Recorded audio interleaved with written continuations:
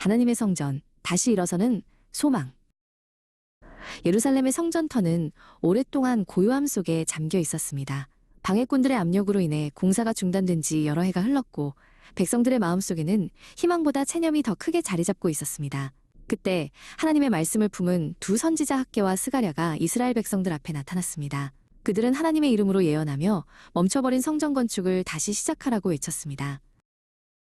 선지자들의 뜨거운 권고는 잠자고 있던 지도자들의 마음을 깨웠습니다. 스알디엘의 아들 스룹바벨과 요사닥의 아들 예수아는 자리에서 일어나 하나님의 집을 다시 세우기로 결단했습니다.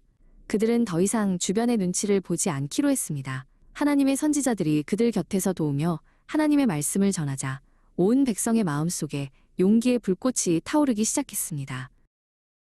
드디어 성전 건축이 다시 시작되었습니다. 스룹바벨과 예수아는 직접 현장에 나가 백성들을 독려했습니다. 사람들은 무거운 돌들을 옮기고 기초를 다시 확인했습니다. 그들의 얼굴에는 땀방울이 맺혔지만 눈빛만은 그 어느 때보다 빛나고 있었습니다. 하나님의 성전이 다시 일어설 것이라는 믿음이 그들을 하나로 묶어주었습니다. 공사 현장은 활기로 가득 찼습니다. 건장한 성인 남성들은 힘을 합쳐 거대한 돌을 쌓아 올렸습니다. 하나, 둘, 구호에 맞춰 돌이 자리를 잡으면 그 위에 두꺼운 나무들보를 얹었습니다. 벽 속에 나무를 박아 넣어 건물을 튼튼하게 만드는 작업이 한창이었습니다. 백성들은 부지런히 움직였고 성전의 벽은 하루가 다르게 높아져 갔습니다.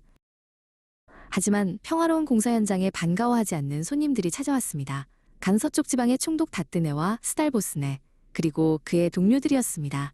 그들은 엄격한 표정으로 성전 건물을 살피며 성큼성큼 다가왔습니다. 그들의 등장은 공사 현장의 팽팽한 긴장감을 불러일으켰습니다.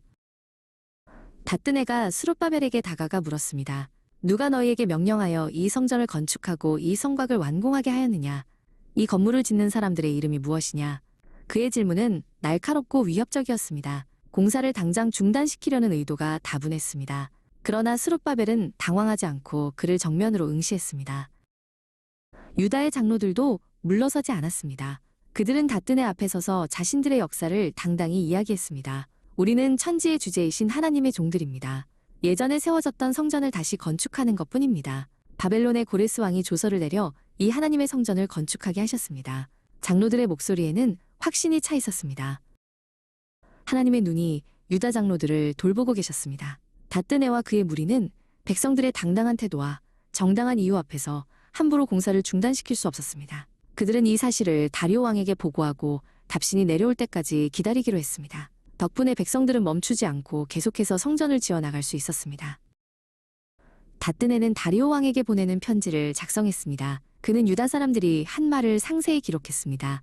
왕이시여, 우리가 유다도에 가서 하나님의 성전에 가보니 그들이 큰 돌로 건물을 세우며 벽에 나무를 얹고 부지런히 일하여 공사가 잘 진행되고 있었습니다. 고레스 왕의 조서가 실제로 있는지 확인해 주십시오. 다뜨네는 자신이 본 광경을 객관적으로 적어 내려갔습니다. 편지가 바벨론으로 떠나는 동안에도 예루살렘의 망치 소리는 멈추지 않았습니다. 학개와 스가랴는 계속해서 백성들에게 하나님의 약속을 상기시켰습니다. 스룹바벨은 완성되어가는 성전을 보며 깨달았습니다. 건물을 세우는 것은 돌과 나무가 아니라 오직 하나님의 신뢰와 백성들의 믿음이라는 것을 말입니다.